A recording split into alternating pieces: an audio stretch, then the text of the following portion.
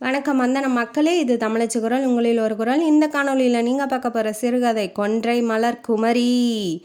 சோழர் காலத்தில் இறைவனை துதிப்பாடக்கூடிய ரெண்டு பாடகர்கள், ரெண்டு பேர்த்துக்கும் இடையே ஏற்படக்கூடிய காதல். அது என்ன காதல் கதைன்னு வாங்க காணொலிக்குள்ளே போய் தெரிஞ்சுக்கலாம்.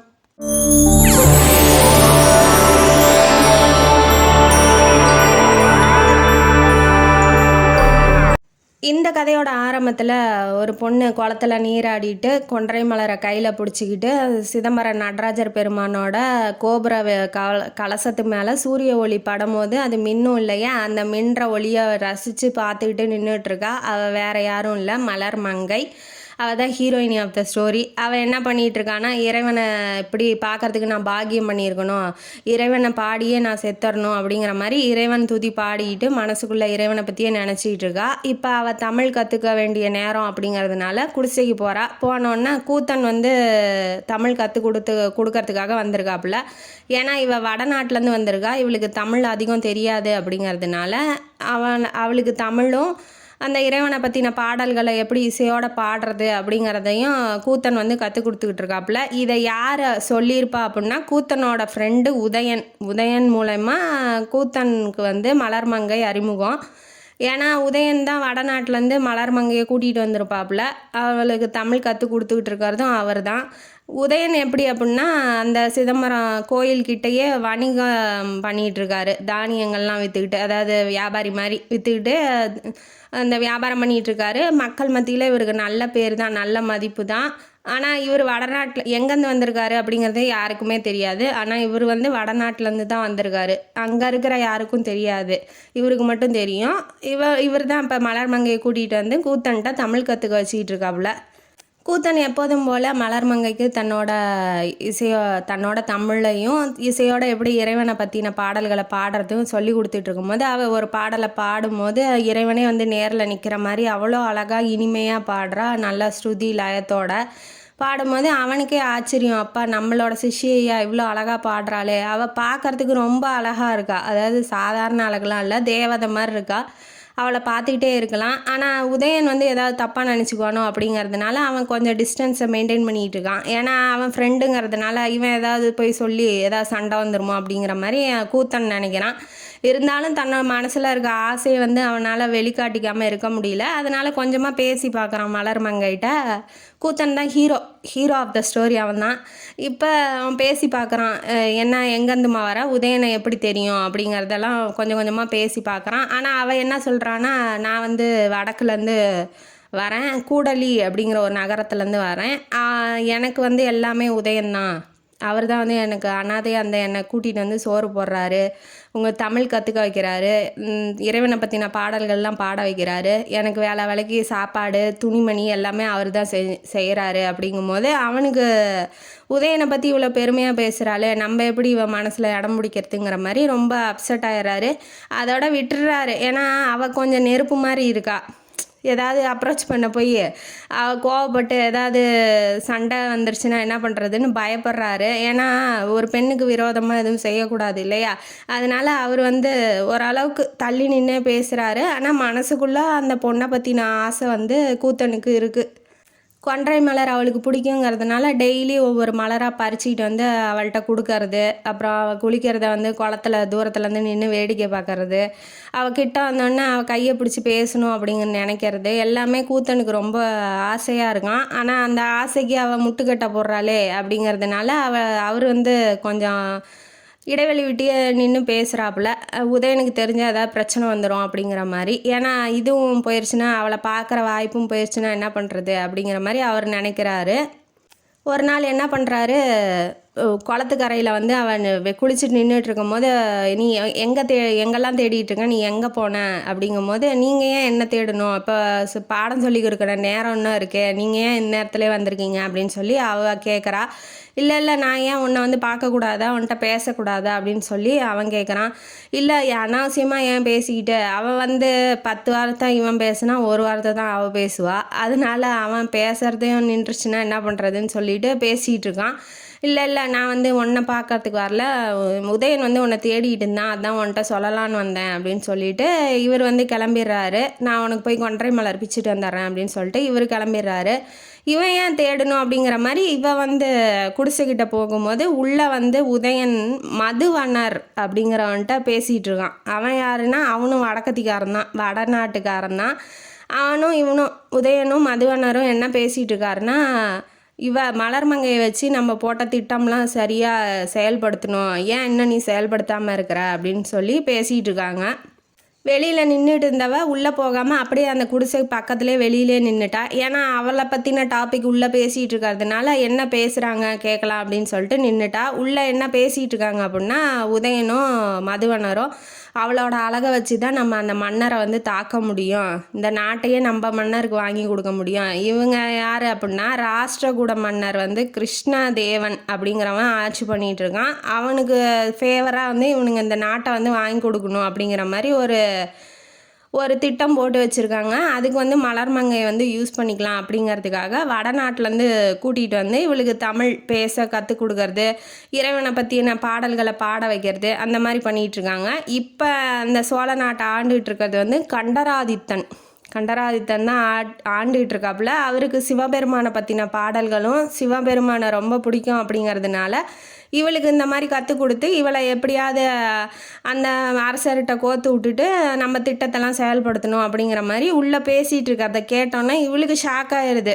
ஏன்னா இவளுக்கு எந்த விஷயமும் தெரியாது, நம்ம ஏன் தமிழ் கற்றுக்குறோம், நம்ம ஏன் வந்து பாட்டெல்லாம் பாடுறோம் அப்படிங்கிறதுலாம் அவளுக்கு எந்த ஐடியாவும் இல்லை. ஏன்னா சும்மா இருக்கோம், சரி அவன் கற்றுக்க சொல்கிறான் கற்றுக்குறோம், நம்மளுக்கு யாரும் இல்லை, அவன் சோறு போடுறான் நம்ம சாப்பிட்றோம், அந்த மாதிரி அவளோட சிந்தனையெல்லாம் இறைவனை பற்றின இதாக இருந்துச்சு. இந்த மாதிரி திட்டம் அவனுங்க போட்டிருக்கானுங்க அப்படிங்கிறது அவளுக்கு தெரியாது. யாரோ நிற்கிறாங்க அப்படின்னு உதயனுக்கும் மதுவனருக்கும் தெரிஞ்சிருது. அதனால் வெளியில் வந்து பார்க்குறாங்க. பார்க்கும்போது மலர்மங்கை தான் நின்றுட்டுருக்கா. சரி எப்போம்மா வந்த அப்படின்னு சொல்லி கேட்குறாங்க. இப்போ தான் வந்தேன். சரி இது பாருமா, இதுதான் மதுவனர், நம்ம நாட்டை சேர்ந்தவர்னு சொல்லிட்டு உதயன் அறிமுகப்படுத்துகிறான். சரி நீ உள்ளே போமா, தேவையான உபசரணை எல்லாம் பண்ணு, அதாவது மதுவனருக்கு அப்படின்னு சொல்கிறான். இவ வந்து உள்ளே போயிடுறா. இப்போ மதுவனர் என்ன சொல்கிறாருன்னா, கண்டராதித்தன் வந்து எப்போ சிதம்பரத்துக்கு வராருன்னு சொல்லி விசாரிச்சுட்டு வா அப்படிங்கிற மாதிரி சொல்கிறாப்புல. இவன் வந்து கிளம்பி போயிடுறான். மதுவனர் உள்ளே போகிறாரு, குடிசைக்குள்ளே போகிறாரு. போயிட்டு கேட்குறாரு, எப்படிம்மா பாட்டெலாம் எப்படி போகுது, தமிழ்லாம் எப்படி கற்றுக்குற, நல்லா கற்றுக்குறேன்னு உதயன் சொன்னான், உனக்கு ஈஸியாக இருக்கா, அந்த மாதிரி கொஷின்லாம் கேட்குறாப்புல. அவளுக்கு வந்து என்ன பதில் சொல்லணும் அப்படிங்கிறதே கன்ஃபியூஸாக இருக்குது. ஏன்னா இப்போ சாதகமாகவும் பேச முடியாது, இவனுங்க என்ன திட்டம் போட்டிருக்கானுங்களும் தெரியாதுங்கும் போது நமக்கு நல்லா தெரியுது நம்ம எல்லாத்துலேயும் புலமை பெற்றுறோம் அப்படின்னு சொல்லி பேசுனா அதுக்கு ஏதாவது திட்டம் வச்சு நம்மளை வந்து கோத்து விட்ருவானுங்களோ அப்படின்னு சொல்லி பயப்படுறா. சும்மா தலையை மட்டும் ஆட்டி வைக்கிறா. இப்போ கூத்தன் வந்து என்ட்ரி ஆகிறான். கூத்தன் வந்து கொன்றை மலரை பறிச்சுக்கிட்டு வந்து கொடுக்குறான், இந்தா உனக்கு பிடிச்சது அப்படின்னு சொல்லிட்டு. இந்த செயல்லாம் அவனுக்கு பிடிக்கல மதுவனருக்கு. ஏன்னா இவன் என்னமோ லவ் பண்ணுற மாதிரி பண்ணிகிட்டு இருக்கானே, இவளோட திசை வந்து வேறு பக்கமாக போயிருமோ, நம்ம திட்டத்துக்கு ஒத்துழைக்க மாட்டாளோ அப்படிங்கிற மாதிரி அவன் யோசிக்கிறான். அடுத்தது என்ன பண்ணுறான், கூத்தன்ட்ட பேச ஆரம்பிக்கிறான் மதுவனன். யார் இது அப்படிங்கும்போது இவர் வந்து உதயனோட ஃப்ரெண்டு அப்படின்னு சொல்லி அவள் அறிமுகப்படுத்துகிறா கூத்தனுக்கு. இப்போ கூத்தன்ட்ட வந்து மதுவனர் வந்து பேச ஆரம்பிக்கிறாரு. என்னப்பா பண்ணுறா, என்ன தொழில் பண்ணிகிட்டு இருக்க அப்படிங்கும்போது, இந்த மாதிரி இறைவனுக்கு முன்னாடி பாடல் பாடிக்கிட்டு இருக்கேன். என்னப்பா ஏதோ ஒரு தொழிலாக பண்ண வேண்டியதானே, அரசர் முன்னாடிலாம் பாடியிருக்கியாப்பா அப்படின்னு சொல்லி கேட்குறாங்க. நான் நிறையா வாட்டி பாடியிருக்கேன், நான் பாடினா அரசருக்கும் ரொம்ப பிடிக்கும், மலர்மங்கை கூட நான் என்னால் பாட வைக்க முடியும், ஏன்னா அவள் இசையில் புலமை பெற்றிருக்கா, என்னை விட நல்லா பாடுறா, என்னோட சிஷ்யை நல்லா பாடுறது எனக்கு தானே ரொம்ப சந்தோஷம் அப்படின்னு சொல்லவும், இப்போ இவனால் வந்து அவளை அரசர் முன்னாடி பாட வைக்க முடியும் அப்படின்னு சொல்லி இவனுக்கு ஒரு க்ளூ கிடைக்கிது. இவனை வந்து ஓரளவுக்கு பூஸ்ட் பண்ணி அவளையும் இவளையும் பேச விடலாம். ஏன்னா அவன் பேசினா தானே அவன் போய் அவளை பாட வைக்க முடியும் அப்படிங்கிற மாதிரி, உன்னால் முடியுங்கிறத என்னால் நம்ப முடியலப்பா அப்படிங்கும்போது, இப்பயே வாங்க கோயிலுக்கு கூட்டிகிட்டு போகிறேன், இப்பயே கூட பாட வைக்கிறேன், அரசர் முன்னாடி என்னால் பாட வைக்க முடியும் அப்படின்னு சொல்லி அவன் சொல்கிறான். சொல்லிட்டு இப்போ மலர்மங்கைகிட்ட போய் இவர் வந்து வெளியில் நின்றுட்டுருக்காரு. சரிப்பா நீ உள்ளே போப்பா அப்படின்னு சொல்லிட்டு இவர் வெளியில் நின்றுட்டுருக்காரு. அவர் உள்ளே போயிட்டு மலர்மங்கைகிட்ட என்ன சொல்கிறான், நீ வேணால் கோயிலுக்கு கிளம்பு, நீ நல்லா பாடு, அரசர் முன்னாடி உன்னை பாட வைக்கிறேன், அவர் நிலம்லாம் தருவாங்க இல்லையா பரிசாக, காசு தங்க காசு எல்லாம் பரிசாக தருவார், நீ சிதம்பரத்துலேயே இருந்துக்கலாம் அப்படின்னு சொல்கிறான். ஆனால் அது அவளுக்கு பிடிக்கல. ஏன்னா தன்னோட அழகை வந்து முன்னிலைப்படுத்தி இவன் வந்து சொல்கிறான். அழகு இப்போ நான் இங்கேயே இருக்கணும்னு இவன் விரும்புகிறான். அப்போ நம்மளோட விருப்பத்தை யாரும் கேட்கறதுக்கு இங்கே ஆளே இல்லை அப்படிங்கிற மாதிரி அவளும் டென்ஷன் ஆயிடுறான். நீங்கள் போங்க அப்படின்னு சொல்லிடுறா. நீங்கள் போய் உங்கள் வேலையை பாருங்க அப்படின்னு சொல்லி மூஞ்சில் அடித்த மாதிரி சொல்லவும் அவன் டென்ஷன் ஆகிட்டான். நம்ம நல்லது தானே சொன்னோம், இவளுக்கு என்ன வந்துச்சு அப்படிங்கிற மாதிரி இவனும் கிளம்பி போயிட்டான். அப்புறம் கொஞ்ச நேரம் கழித்து கோயிலுக்கு கூட்டிகிட்டு போகிறாங்க. கூட்டிகிட்டு போனோன்னே அவளை பாட வைக்கிறான். அந்த ஐயர்லாம் இருப்பாங்க இல்லையா, அவங்கள்ட்ட ஹெட் ஐயர்கிட்ட போய் இவன் சொல்கிறான், இந்த மாதிரி இவன் நல்லா பாடுவா அப்படின்னு சொல்லிட்டு இவங்களும் பூஸ்ட் பண்ணுறான். உதயனும் மதுவனரும் கூட நீ பாடுமான்னு சொல்கிறாங்க. ஏன்னா அப்போ அரசர் வந்து அவன் நல்லா பாடணும் இல்லையா, அதனால் பூஸ்ட் பண்ணி விட்றாங்க. இவளும் வந்து பாட ஆரம்பிக்கிறா. இறைவனை மனசில் நினச்சிட்டு பாட ஆரம்பிக்கிறா. ரொம்ப அழகாக பாடுறா. எல்லாரும் பாராட்டுறாங்க. பாராட்டுறதை கேட்டோன்னே அவனுக்கு ரொம்ப சந்தோஷம். நம்ம சிஷ்ய இவ்வளோ நல்லா பாட்டு பாடி நம்மளுக்கும் நல்ல பேர் வாங்கி கொடுக்குறாளே அப்படிங்கிற மாதிரி. இப்போ அரசர்கிட்ட யார் கற்றுக் கொடுத்தான்னு கேட்டால் இவன் பேர் தானே சொல்லுவாங்க. அதனால் அவன் பேரும் புகழும் பரவும் இல்லையா, அதனால் வந்து அவன் சந்தோஷம்தான் படுறா. அவளும் சந்தோஷம்தான். இப்போ இவன் இல்லைன்னா இந்த அளவுக்கு பாட்டு பாடவோ தமிழில் கற்றுக்கவோ முடியாது இல்லையா, கூத்தன் இல்லைன்னா. அதனால் அவளும் சந்தோஷம்தான் படுறா. இப்போ எல்லாம் 2 பேரும் பேசிகிட்டு இருக்காங்க. பாட்டெலாம் பாடி முடிச்சிட்டாங்க. இப்போ உதயனும் மதுவனரும் கலந்துக்கிறாங்க. இவங்க 2 பேரும் பேசிட்டோம் அப்படிங்கிறத. இப்போ அவனுங்களுக்கு என்னன்னா, இவனை வச்சு தான் நம்ம அரசர் முன்னாடி அவளை பாட வைக்க முடியும் அப்படிங்கிறதுனால அவங்க 2 பேர்த்தையும் பேச விட்றாங்க. இவங்க வந்து கிளம்பி போயிடுறாங்க வேறு வேலைக்கு. இவங்க இப்போ யார், நம்ம கூத்தனும் மலர்மங்கையும் மட்டும் தனியாக வந்துட்டுருக்காங்க. இவன் வந்து கிட்டேயே போய் வரிசிக்கிட்டு நின்றுட்டு பேசிகிட்டு இருக்கான். அது வந்து அவளுக்கு பிடிக்கல. ஏன் வந்து இவ்வளோ க்ளோஸாக வரான் அப்படிங்கிற மாதிரி அவள் தள்ளி போகிறா. அவன் ஆசையை எத்தனை நாளைக்கு மனசில் வச்சுக்கிட்டு இருப்பான். இப்போ இவன் வேறு புதுசாக எவனோ வந்திருக்கான், என்ன சொல்லி விட்டானுங்களோ இல்லை வேறு ஏதாவது திட்டம் வச்சுருக்கானுங்களோ அப்படிங்கிற மாதிரி அவன் பயந்துக்கிறான். சொல்கிறான் போய் மலர்மங்கைட்டையும், அவனெல்லாம் நம்பாத, அந்த மதுவனரை பார்த்தாவே கெட்டவன் மாதிரி இருக்குது. அப்போ நீ ரொம்ப நல்லவனா, நீ வந்து என் அழகுக்காக தானே என் பின்னாடியே வர, எனக்கு தமிழ் பாட்டு கற்றுக் கொடுக்குற, எனக்கு நல்ல விதமாக பாட வைக்கிறேன்னு சொல்கிற, எல்லாமே என் அழகுக்காக தானே. நீ ஒரு குருங்கிற ஸ்தானத்தில் இருக்கிறதுனால உன்னை திட்டாமல் விடுறேன், இதுக்கு மேலே என்கிட்ட பேசுகிறவளை வச்சுக்காத அப்படிங்கிற மாதிரி அவள் சொல்கிறா. சொன்னோன்னே நான் என்ன தப்பு பண்ணேன், உன் நல்லதுக்கு தானே பண்ணுறேன். இப்போ அரசர் முன்னாடி பாடினீன்னா அவங்க நிலம் கொடுப்பாங்க, பரிசு பொருட்கள்லாம் தருவாங்க. அதை வச்சுட்டு நீ சிதம்பரத்துலேயே இருக்கலாம், என்னோடையே இருக்கணுங்கிறது என்னோட விருப்பம், அது வந்து நான் விருப்பப்படக்கூடாதா?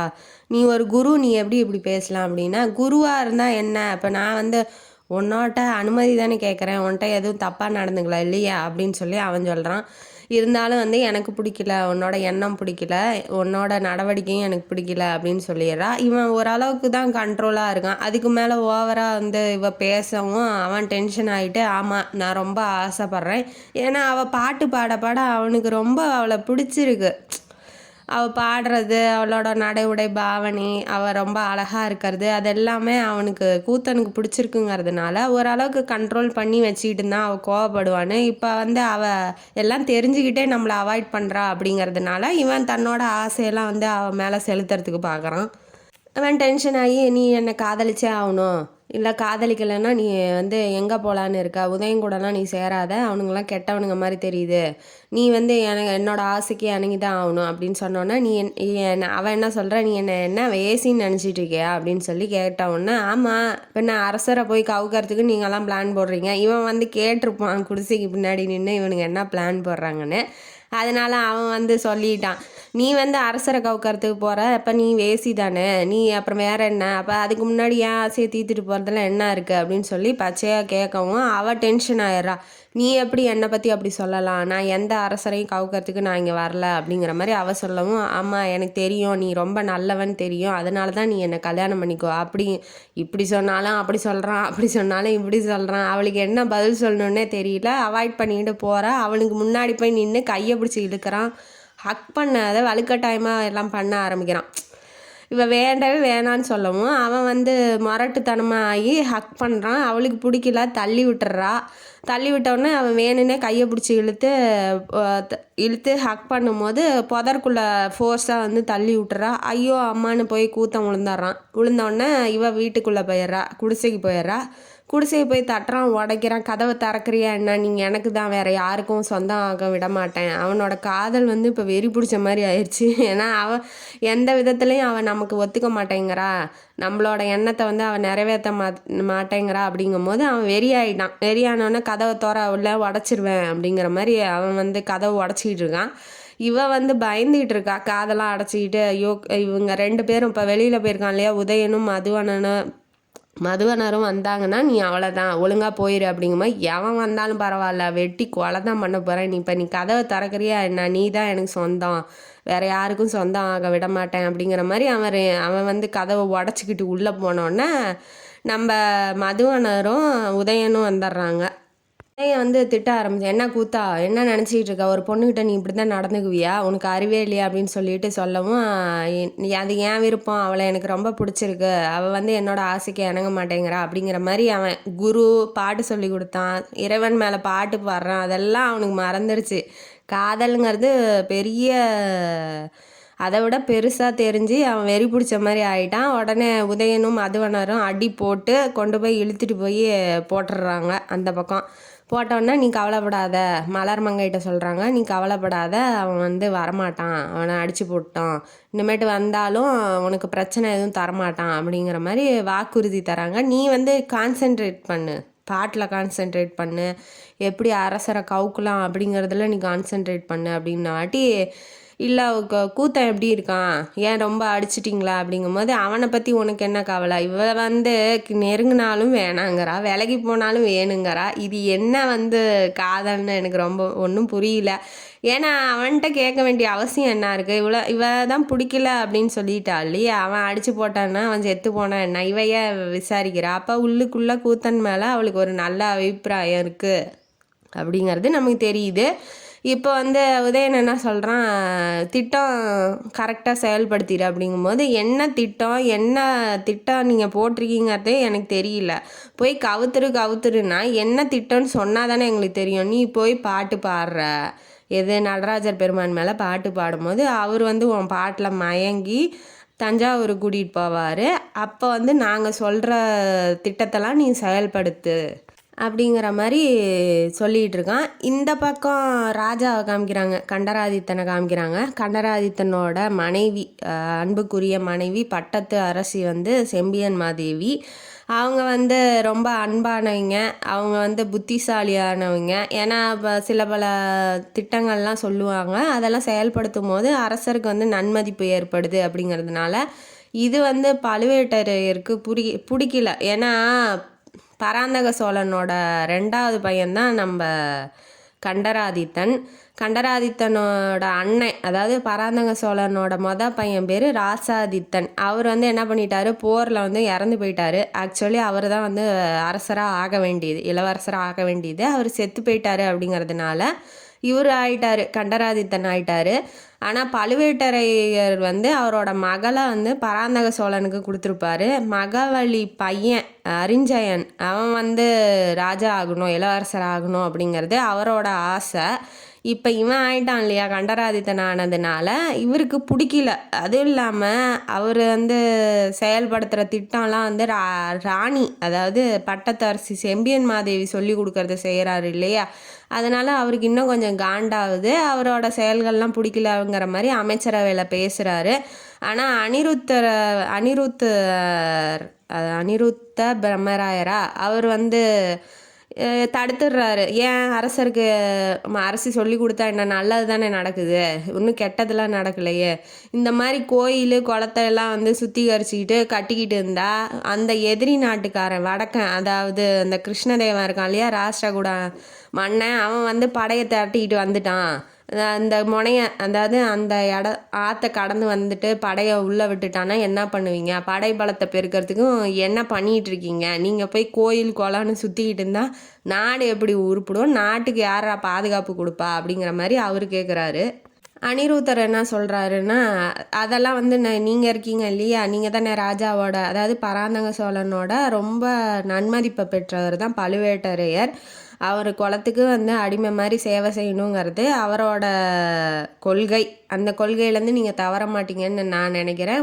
நீங்கள் இருக்கும்போது நாட்டுக்கு என்ன வரப்போகுது அப்படிங்கிற மாதிரி ஒரு குத்துறாரு அனிருத்தர். சரி, இப்போ இவர் வந்து எந்த நடவடிக்கையும் ஈடுபடாமல் போர்க்களத்துக்கே போகாமல் இருந்தால் எப்படி வந்து நாடு உருப்படும்? நீங்கள் வந்து என்னோட பேரனான அரிஞ்சயனை வந்து இளவரசராக அறிவிச்சிருங்க அப்படிங்கிற மாதிரி அவர் சொல்கிறாரு. இவர் ஷாக் ஆயிடுறாரு. யார் நம்ம மகாராஜா கண்டராதித்தன் வந்து ஷாக் ஆயிடுறாரு. ஏன்னா அவர் முன்னாடியே வந்து செம்பியன் மாதேவியை வந்து இவங்க கீழ்த்தரமாக பேசியிருப்பாரு. எப்படி ராணி சொல்லி கொடுத்து தான் நீங்கள் எல்லாம் பண்ணுறீங்க, அரசியார் பேச்சு தான் கேட்குறீங்க அப்படிங்கிற மாதிரி அவங்க தான் புத்திசாலித்தனமாக நடந்துக்கிறாங்க, நீங்கள் உங்களுக்குன்னு அறிவே இல்லையா அப்படிங்கிற மாதிரி அவர் சொல்ல அவர் பேச்சை அதாவது அரசி பேச்சை கேட்டு நடந்தால் நாடு எப்படி உருப்பிடும் அப்படிங்கிற மாதிரி அவர் அரசியை பற்றி கீழ்த்தரமாக பேசுறது கண்டராதித்தனுக்கு பிடிக்கல. அதனால் தனியாக கூப்பிடுறாரு பழுவேட்டரையரை. கூப்பிட்டோன்னே உங்கள் பேரனுக்கெலாம் வந்து நான் இளவரசு பட்டம் தர்ற மாதிரி இல்லை, என்னோட அக்கா வீரமாதேவி இருக்காங்க, அவங்களோட பையனுக்கு தான் நான் வந்து இளவரச பட்டம் தர்றதா இருக்கேன் அப்படின்ன வாட்டி அவர் எப்படி வந்து நம்ம நாடு சோழ நாட்டை சேர்ந்தவராக இருப்பார்?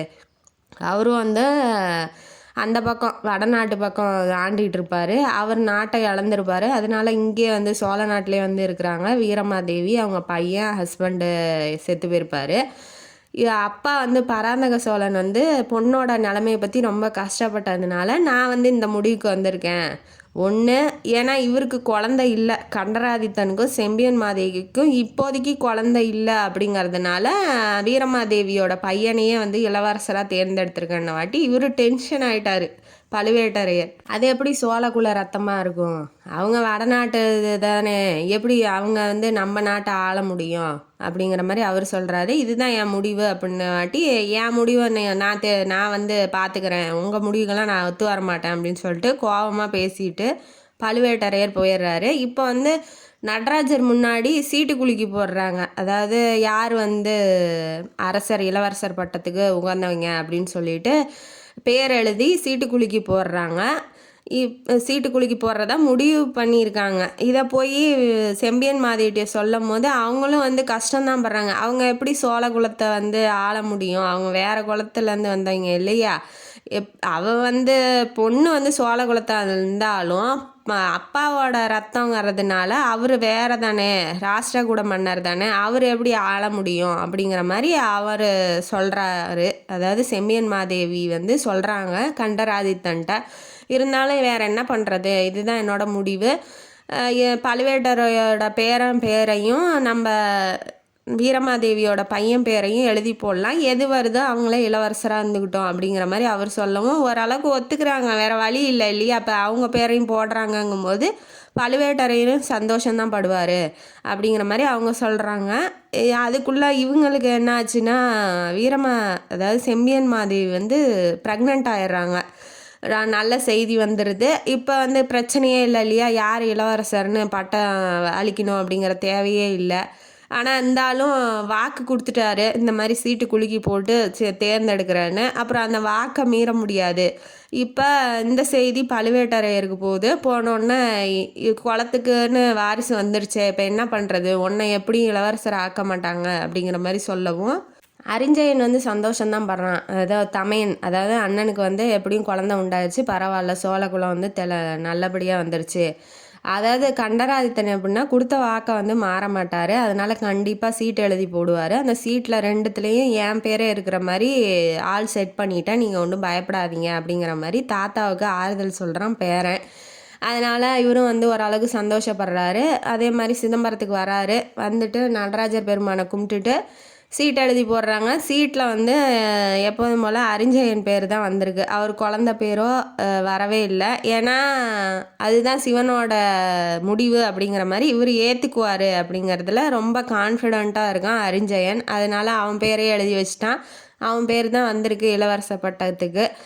இப்போ இந்த பக்கம் என்னன்னா ராஜா வந்துட்டார், அதாவது கண்டராதித்தன் வந்துட்டார். பாட்டு பாட ஆள் இல்லை. இந்தவன் கூத்தனையும் காணோம், பாட்டு பாடுற கூத்தனையும் காணோம். விசாரிக்கிறாங்க அங்கே இருக்க ஐயர்லாம், எங்கடா போயிட்டான் அப்படிங்கும்போது அவன் குளிக்க போனவன் காலையில் ஆளே வரல, புதருக்குள்ளே தள்ளி விட்டு போயிட்டா, அவனுங்க தூக்கிட்டு போய் அடித்து போட்டானுங்க. இப்போ அவன் ஆளே காணோம் அப்படிங்கும்போது ஐயோ இப்போ என்ன பண்ணுறது, ராஜா முன்னாடி பாடணுமே அப்படிங்கும் போது கரெக்டாக உதயனும் மதுவனரும் என்ன பண்ணுறாங்க, மலர்மங்கையை கூட்டிகிட்டு வந்துட்டாங்க. அவங்கள பார்த்தோன்னே இவனுங்களுக்கு ஐயருங்களுக்கெல்லாம் சந்தோஷம். ஏன்னா பாட்டு பாடுறது இவ நல்லா பாடுவா இல்லையா, அதனால அவங்களுக்கு சந்தோஷப்படுறாங்க. சரி நீ வந்து பாடுமா அப்படின்னு சொல்லி கூப்பிடும்போது அவள் பாட ஆரம்பிக்கிறா. அவனுங்க நினச்ச திட்டம் மாதிரியே செயலாகுது. ஏன்னா அவர் பாடும்போது, அதாவது மலர்மங்கை பாடும்போது இந்த இறைவனே வந்து நிற்கிற மாதிரி ஃபீல் ஆகுது. அதனால அவர் என்ன சொல்கிறாரு, நீ தஞ்சாவூருக்கு வந்துரு, நீ அனாதைங்கிற இல்லையா, அதனால தஞ்சாவூருக்கு வந்துரு, நீ அங்கேயே இரு, அரசியாருக்கு துணையாக இரு, எங்கள் கோயிலுக்கு போனாலும் உன்னை பாட வச்சு நாங்கள் கேட்டுக்கிறோம் அப்படிங்கிற மாதிரி அவர் சொல்கிறாரு. இவனுங்க போட்ட திட்டமும் அதுதானே, அப்போ நல்லபடியாக செயல்படுது. அப்படிங்கும்போது உதயனை கூப்பிட்டு வச்சு கேட்குறாரு அரசர், நீ தான் சொந்தம்னு நீ மட்டும்தான் இருக்கியாமே, அதனால உன்னை கூப்பிட்றேன், கூப்பிட்டு கேட்குறேன், நான் வந்து தஞ்சாவூருக்கு கூட்டிகிட்டு போகிறேன், நீ வந்து அனுப்பிச்சி விட்ரு அப்படிங்கிற மாதிரி அவர் சொல்லிட்டு கிளம்பிட்டாரு. ராஜா கிளம்பிட்டாரு. இப்போ அவனுக்கெல்லாம் குஷி தான். சரி எப்படி இது நடக்க போகுதுன்னு தெரிஞ்சு தானே நம்ம எல்லாம் பிளான் போட்டோம், இது நடக்குது அப்படிங்கிற மாதிரி அவன் போய் யாருக்கிட்ட, மலர்மங்கைகிட்ட வந்து மிரட்டுற மாதிரி சொல்கிறான். அங்கே போய் அரசியாரோட 100ல் 1 சேர்ந்துக்காமல், அதாவது 100 பேர் இருப்பாங்க இல்லையா, எப்படியும் வந்து அரசருக்கு ஏகப்பட்ட ஒய்ஃப் இருப்பாங்க இல்லையா, அந்த மாதிரி நீயும் ஒருத்தியோ போய் சேர்ந்துக்காம நாங்கள் சொல்கிற திட்டத்தை நீ செயல்படுத்தணும், நம்ம நாட்டுக்கு பெருமை சேர்க்கணும், அதுதான் உன் வேலை அப்படின்னு சொல்லி உதயனும் அமுச்சு விட்றான். நான் அங்கே வந்து பார்க்குறேன், நான் எப்படி பார்ப்பேன் அப்படின்னா சாமியார் வேஷத்தில் ஹரஹர சம்போ அப்படின்னு சொல்லுவேன், நீ நான் தான் அப்படின்னு சொல்லி கண்டுபிடிச்சிக்கிட்டு வந்து என்கிட்ட பேசணும் அப்படிங்கிற மாதிரி அவன் சொல்லி விட்டுறான் உதயன். சரி இப்போ என்ன பண்ணுறது, அவளுக்கு வேறு வழி இல்லை. அங்கே போய் அவரை கவுக்கிறதுலாம் அடுத்தது. அவரை பார்த்தாவே நல்லா பழம், அதாவது சாமி மேலே பக்தி இருக்கிற பழமாக இருக்கிறாரு.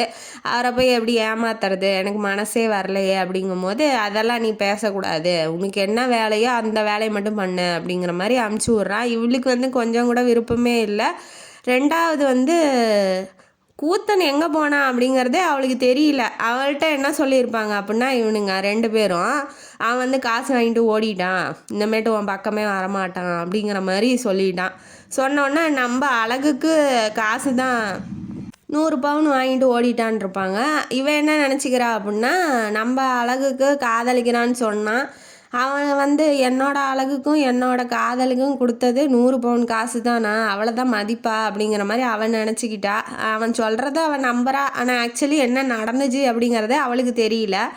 இப்போ ராஜா வந்து உடனே கிளம்பி போயிட்டாரு. சரி இந்த சீட்டு குலுக்கி போட்டதில் அவர் பேர் வந்துருச்சு இல்லையா, பழுவேட்டரை பேர், இனிமேட்டு வந்து ஆள் தெம்பாக வேலை செய்வார், எந்த படை வந்தாலும் ஏற்று நிற்பார். ஏன்னா பிகாஸ் அவர் பேரன் இளவரசர் ஆக போகிறாரு இல்லையா, அதனால வந்து ரொம்ப பூஸ்டப்பாக நல்லா வேகமாக செயல்படுவார் பழுவேட்டரையர் அப்படிங்கிற மாதிரி அவர் நினச்சிக்கிட்டு இப்போ அரசி செம்பியன் மாதேட்டியாஸ் உடனே சொல்லணும்னு சொல்லிட்டு உடனே கிளம்பிடுறாரு.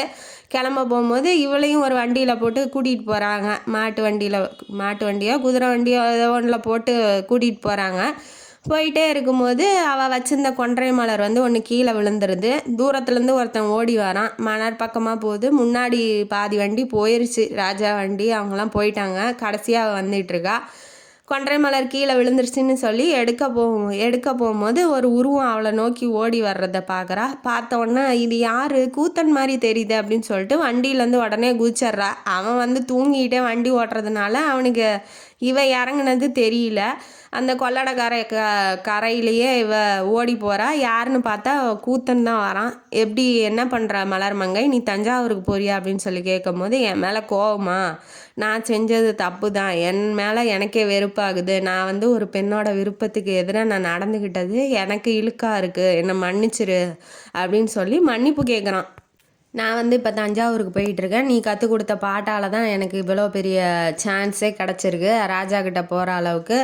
இந்த மாதிரி அவரே போய் கவுத்து அவரை கொலை பண்ணுறதுக்கு திட்டம் போட்டிருக்காங்க, இதெல்லாம் எனக்கு உடன்பாடு இல்லை அப்படின்னு சொல்லும் போது அழுவுறா. சொல்லிக்கிட்டே அழுகும் போது இவன் போய் கண்ணை தொடச்சி விடணும், ஹக் பண்ணணுன்னு தான் ஆசைப்பட்றான். ஆனால் அவள் தப்பாக நினச்சிக்கிட்டா என்ன பண்ணுறதுன்னு கையை மட்டும் பிடிச்சி, நீ அழுகாத, உனக்கு ஏதாவது கஷ்டம்னா என்கிட்ட சொல்லு, நான் பார்த்துக்கிறேன், உலகத்தில் யாருமே இல்லைன்னு நினைக்காத, நான் இருக்கேன் உனக்காக அப்படின்னு சொல்லி காதலோட பேசும்போது அவளுக்கும் உள்ளே இருந்த ஒரு காதல் வந்து இப்போ வெளிவந்துடுது. உடனே போய் ஹக் பண்ணிக்கிறா. நீ உண்மையிலே என்னை காதலிக்கிறியா, நீ காசு வாங்கிட்டு ஓடிட்டேன்னு சொல்லிட்டாங்களே அப்படின்னு சொல்லும் போது, ஐயோ அவனுங்க பொய் சொல்கிறானுங்க, நான் காலையில் குளிக்கிறதுக்கு போனேன், விடிய காத்தால குளிப்பாங்க இல்லையா, அந்த மாதிரி குளிக்கிறதுக்கு போனேன், அவனுங்க என்ன பண்ணிட்டானுங்கன்னா 2 பேரும் சேர்ந்து நம்ம ரகசியம் தெரிஞ்ச ஒரே ஆள் இவன் தான், அவன் தான் தெரிஞ்சிருச்சு இல்லையா ராஜாவுக்கு வந்து இப்போ இப்படி பிளான் போடுறாங்க அப்படின்ட்டு. இவன் வெளியில் வந்தால் நம்ம ரகசியத்தை புட்டு வச்சுருவான் அப்படின்னு சொல்லிட்டு தண்ணியிலே வச்சு அமுக்கி அவனுக்கு மயக்கம் வந்துடுது. அவன் செத்துட்டான் அப்படின்னு சொல்லிட்டு புதரில் போட்டு போயிட்டானுங்க. அங்கே வந்த ஒரு பெரியவர் விடிஞ்சிருச்சு. பெரியவர் வந்து என்னை கூட்டிகிட்டு போய் மூலிகை வைத்தியம்லாம் பண்ணிவிட்டு கண்ணு முழிச்சு அதுக்கப்புறம் நீ எங்கே இருக்க, நீ யாருப்பா அப்படின்னு சொல்லி கேட்கும் போது, நான் இந்த மாதிரி பாட்டு பாடுறவன் சிதம்பரம் நடராஜர் கோயிலில், உன்னை கொலை பண்ண அளவுக்கு யாருப்பா வந்திருப்பா, நான் போய் காவலாளிகிட்ட சொல்லிடுறேன் அப்படின்னு சொல்லி இவர் வந்து கிளம்பி போகிறாரு. நானும் வரேன் தாத்தா அப்படின்னு சொல்லி கூத்தனும் சொல்கிறான். இல்லைப்பா இப்போ உனக்கு உடம்பு சரியில்லை, நீ எங்கேயும் எந்திரிக்க வேண்டாம் அப்படிங்கிற மாதிரி சொல்கிறாரு. சொன்னோன்னே நீங்கள் இதையும் சேர்த்து சொல்லிடுங்க, இந்த மாதிரி அரசருக்கு எதிராக 2 பேர் பிளான் போடுறானுங்க, ராஷ்டிரகூட மன்னருக்கு ஆதரவா, அவனுங்க 2 பேர்த்தையும் சீக்கிரம் பிடிக்க சொல்லுங்கள், அதையும் சொல்லிடுங்க அப்படின்னு சொல்லி விட்றான். இவர் அந்த பெரியவர் வந்து போய் காவலாளிகிட்ட சொல்லிடுறாப்புல. இவன் என்ன பண்ணுறான், மலர்மங்கை என்ன பண்ணுறாளோ அவளை வச்சு ஏதாவது திட்டம் திட்டுறானுங்களா, இல்லை அவளை என்ன பண்ணியிருப்பாங்களோ தெரியட்டே அப்படின்னு சொல்லிட்டு நம்ம ஒரு தடவை அவளை போய் பார்த்துட்டு வந்துடலாம் அப்படிங்கிற மாதிரி இவன் ஓடி வரும்போது தான் அவளை பார்த்துட்றான். அந்த கொன்றை மலர் கீழே விழுந்திருக்கிறது அவன் காலடியில் பட்டிருக்கும். அதனால் இவனும் இங்கே தான் போயிட்டுருக்கா அப்படின்னு சொல்லிட்டு அந்த மலரை கையில் வச்சுக்கிட்டு ஓடி வந்திருப்பான். இவளும் பார்த்துட்டு வந்ததுக்கப்புறம் தான் இப்போ இந்த சீனு நடக்குது. சரி இப்போ உன்னை தப்பாக நினச்சிட்டேன், என்னை மன்னிச்சிரு, இந்த உலகத்தில் நீயாவது எனக்கு இருக்கியே, எனக்கு இதெல்லாம் உடன்பாடு இல்லை, திட்டத்தை தீட்டி ஒருத்தனை கொலை பண்ணுறதெல்லாம் எனக்கு விருப்பம் இல்லை, நீயே என்னை பார்த்துக்கோ, நீயே என்னை கல்யாணம் பண்ணிக்கோ, நான் உன்னோடையே இருந்துடுறேன், கடைசி வரைக்கும் நம்ம 2 பேரும் சாமியை பற்றி பாடி இறைவனை பற்றி பாடியே நம்ம செத்துடலாம் அப்படிங்கிற மாதிரி அவள் நினச்சிக்கிட்டு சொல்கிறா. சரி இங்கே இருக்க வேண்டாம், இப்போதைக்கு வந்து இங்கே இருந்தால் இவனுங்க 2 பேரும் சேர்ந்து கொலை பண்ணிடுவானுங்க, இல்லைன்னா வேறு ஏதாவது திட்டம் தீட்டிடுவானுங்க, நம்ம வந்து அங்கே போக வேணாம் சிதம்பரத்துக்கு, வா நம்ம எங்கேயாவது வேறு எங்கேயாவது போயிடலாம், ராஜா வந்து என்னை வர சொல்லியிருக்காரு அப்படிங்கும்போது ராஜாக்கெலாம் வந்து தெரிஞ்சிருக்கும் இந்த இப்போ திட்டம் தீட்டியிருக்காங்க அப்படிங்கிறது. அவங்க பிடிச்சிக்குவாங்க.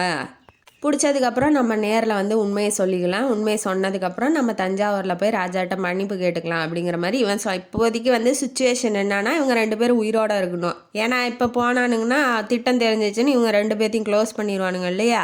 அதனால் இவன் என்ன பண்ணுறான், ஆற்ற கடந்து அந்தாண்ட இருக்க கிராமத்துக்கு போயிடுறாங்க. அங்கே வந்து ஒரு ஃப்ரெண்டுங்கிற பேரில் ஒருத்தன் இருக்கான், மாணிக்கவசன் அப்படிங்கிறது அவன் பேர். அவன் வந்து என்ன பண்ணுறான்னா மணிவாசகம்னு நினைக்கிறேன், மாணிக்கம் இல்லை மணிவாசகம் தான் அவன் பேர், மணிவாசகம். அவன் என்ன பண்ணுறான்னா கூத்தனை பார்த்தோன்னே எப்படா இருக்கா நல்லா இருக்கியான்னு சொல்லி கேட்டுட்டு இந்த பக்கம் பார்த்தோன்னே மலர்மங்கை ரொம்ப அழகாக இருக்கா, இவனுக்கு கிடச்சிச்சுடா ஜாக்பாட்டு, எப்படி இப்படி அழகாக இருக்கா, இவளை எப்படி பிடிச்சான்னு தெரியலையே அப்படிங்கிற மாதிரி இவன் என்ன பிளான் பண்ணுறான்னா அந்த பிள்ளை மேலே ஆசைப்படுறான். ஆனால் அவன் தெரியாத மாதிரி நடிச்சுக்கிறான். அப்புறம் நீ வாடா என் குடிசையிலே தங்கிக்கோடா அப்படிங்கிற மாதிரி இவங்களை தங்க வச்சிட்றாங்க.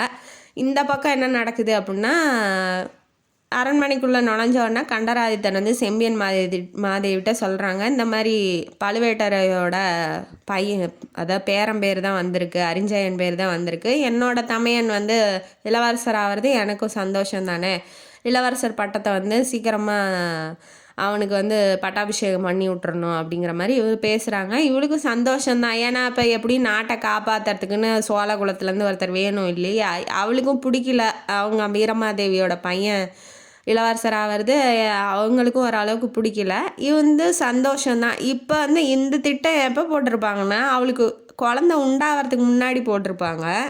குழந்தை இப்போ உண்டாயிருச்சு இல்லையா, அப்போ நீங்கள் ராஜாவாக இருக்கீங்க, இந்த குழந்தை திரும்ப பெருசாகி வந்து நான் தான் இளவரசர்னு சொல்லி சண்டை போடும்போது நீங்கள் என்ன பண்ணுவீங்க அப்படிங்கிற மாதிரி அவளோட கொஷினாக இருக்குது. ஏன்னா இப்போ உண்மை அதானே, நான் வந்து இருக்கும்போது இன்னொருத்தனை எப்படி நீங்கள் வந்து இளவரசர் பட்டத்துக்கு போடலாம் அப்படிங்கிற மாதிரி. ஏன்னா இவன் இளவரசர் ஆகிட்டானா இவர் செத்தா அதுக்கப்புறம் அவன் ராஜா ஆயிடுவான், அவனோட பிள்ளை ஆயிடுவா இளவரசன். அப்படிங்கும்போது இந்த பிரச்சனை தொடர்ந்து வருமே அப்படின்னு சொல்லி கேட்டோன்னே நம்ம பையனை நம்ம வளர்த்திக்கலாம், சிவபெருமான் மேலே பக்தியாகவே நம்ம வளர்த்திடலாம், அவனுக்கு அரசாட்சியோ அரசனை பற்றின நினப்போ இல்லாமல் சிவன் மேலேயே சிவன் பக்தனாகவே வாழ்ந்து சிவனை பற்றின பாடல்களையே நிறையா பாட வச்சு நம்ம வளர்த்துறது தானே, அவன் வந்து அரசாட்சி மேலேயே ஆசைப்படாத மாதிரி நம்ம வளர்த்திடலாங்கும் போது ஓரளவுக்கு ஒத்துக்கிறா. ஏன்னா அவளும் வந்து பக்தியாக இருக்கா இல்லையா, நம்ம பையன் நம்ம வளர்த்திக்கலாம், அது நம்மளோட இது தானே அப்படின்னு சொல்லி அவளும் வந்து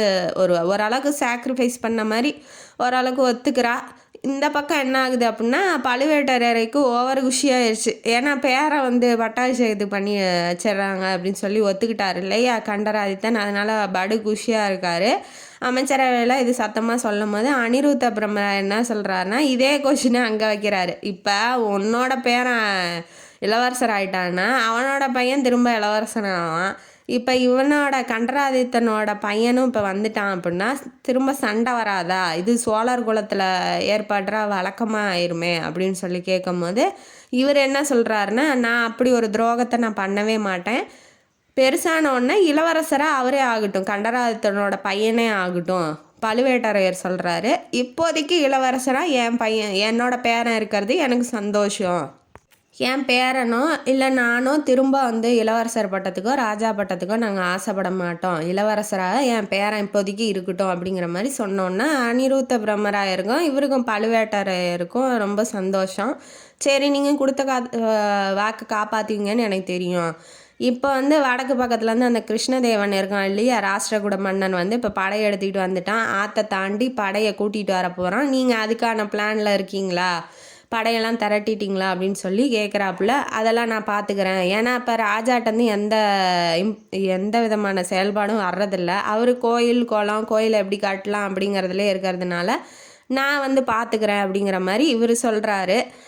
அதுக்கப்புறம் என்ன ஆகுது அப்படின்னா கூட்டிகிட்டு வந்த பொண்ணை காணும். நீங்கள் பெரிய ஒற்றர் படைத்தளபதியாக இருக்கீங்க, ஒற்றர் படை வச்சுருக்கீங்க இல்லையா? நான் கூட்டிகிட்டு வந்த அந்த பொண்ணு மலர்மங்கையே காணும், பக்தி பாடல் பாடுறவளை காணும். நானும் தேடி பார்த்துட்டேன், காவலாளிகள்கிட்டையும் சொல்லி பார்த்துட்டேன். நீங்கள் கொஞ்சம் கண்டுபிடிச்சி தர முடியுமா அப்படின்னு சொல்லி அவர் கேட்குறாரு. பழுவேட்டரையர்கிட்ட ராஜா கண்டராதித்தன் கேட்குறாங்க. அதனால அவரும் வந்து கண்டிப்பாக அரசரே நான் வந்து கண்டுபிடிச்சி தரேன் அப்படிங்கிற மாதிரி நாலா பக்கமும் ஒற்றர் படை வந்து விடுறாரு. நம்ம பழுவேட்டரையர் எப்படியாவது கண்டுபிடிக்கணும் அப்படிங்கிறதுக்காக.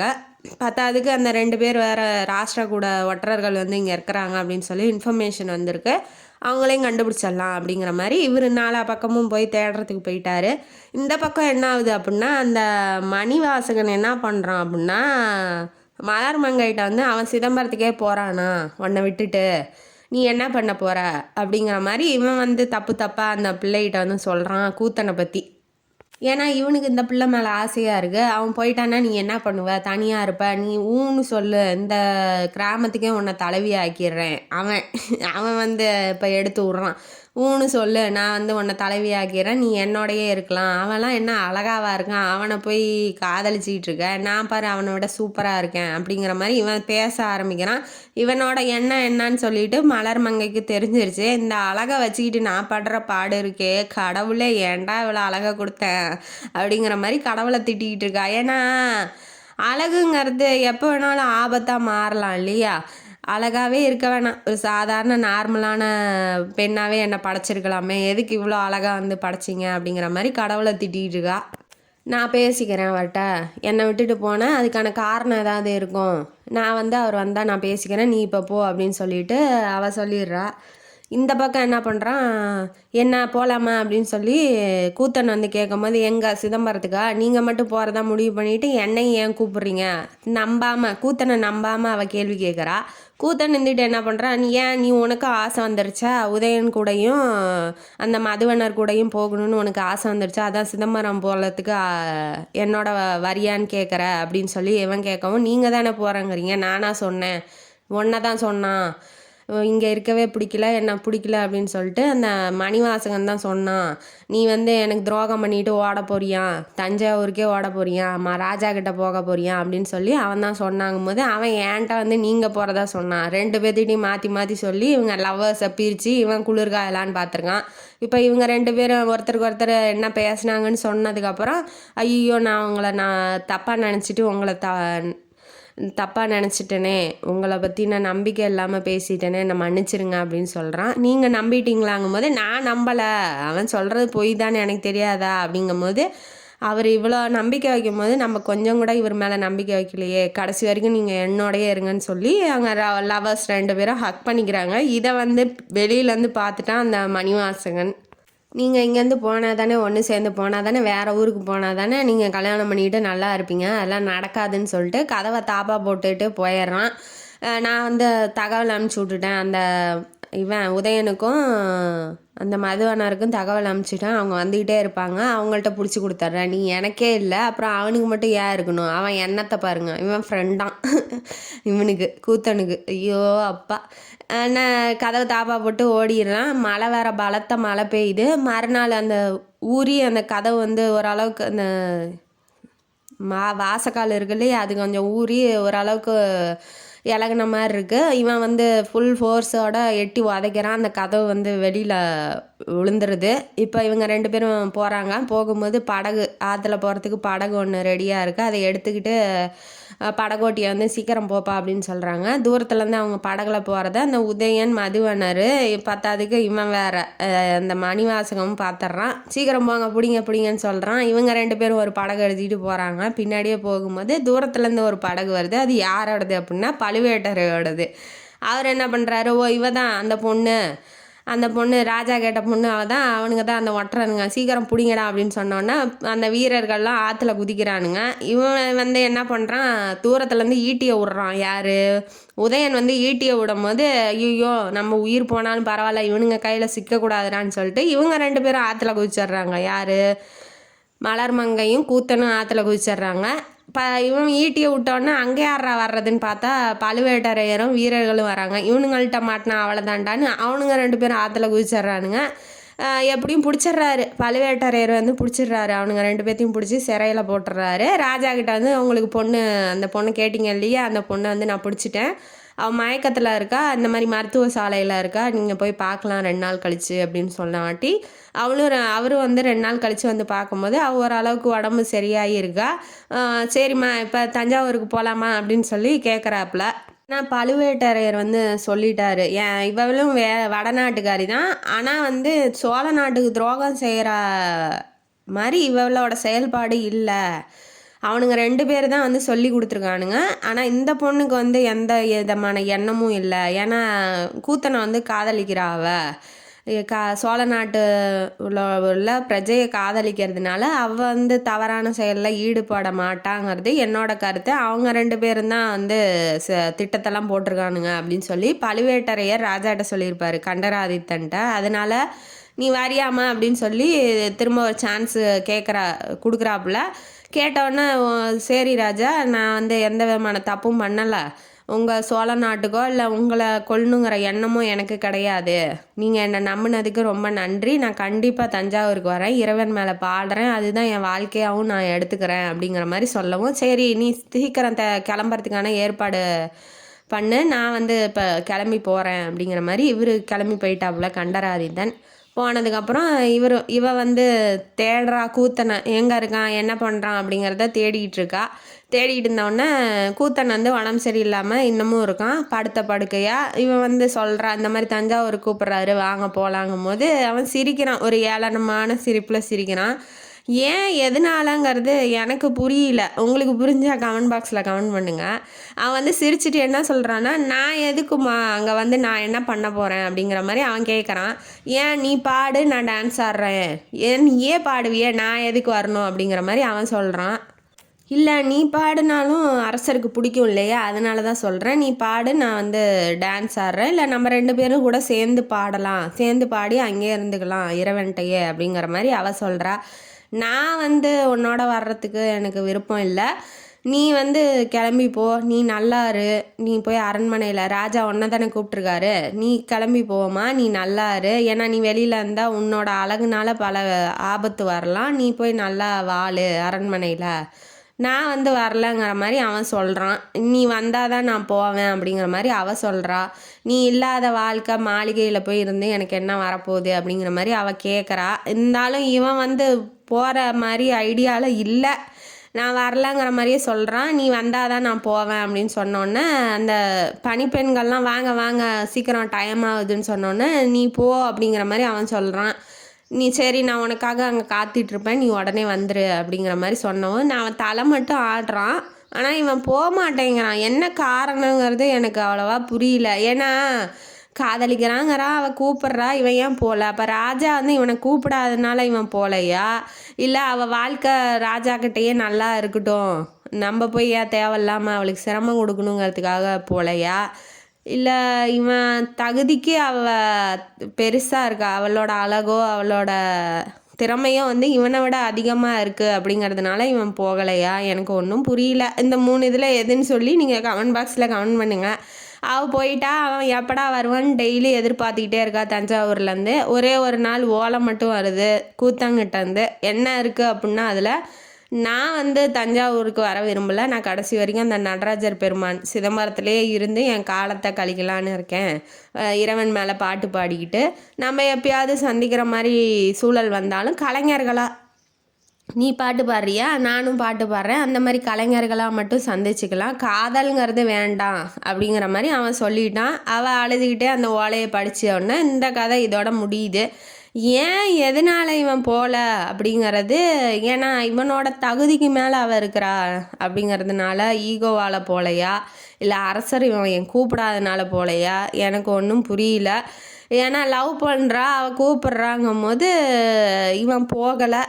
இறைவன் மேலேயே பாட்டு பாடிட்டு நான் இங்கேயே இருக்கேன் அப்படிங்கிற மாதிரி அவன் சொல்கிறான். அதனால் இந்த கதை இதோட முடியுது. இந்த கதையிலேருந்து நமக்கு என்ன தெரியுது? அழகு வந்து ஆபத்தானது. அந்த அழகை வந்து மிஸ்யூஸ் பண்ணுறதுக்கு யாரையுமே விடாதீங்க. அழகை வச்சு யாராவது நம்மள்கிட்ட தப்பாக நடந்துக்க பார்த்தாங்கன்னா அதுக்கு வந்து அனுமதிக்காதீங்க. மனசால் யார் வந்து உண்மையாக லவ் பண்ணுறாங்களோ அவங்கள லவ் பண்ணுங்கள் அப்படிங்கிறது இந்த கதையோட கருத்து. இந்த கதையும் காணொலி உங்களுக்கு பிடிச்சிருந்தா லைக் பண்ணுங்கள், ஷேர் பண்ணுங்கள், சப்ஸ்கிரைப் பண்ணுங்கள், கமெண்ட் பாக்ஸில் கமெண்ட் பண்ணுங்கள். நன்றி மக்களே.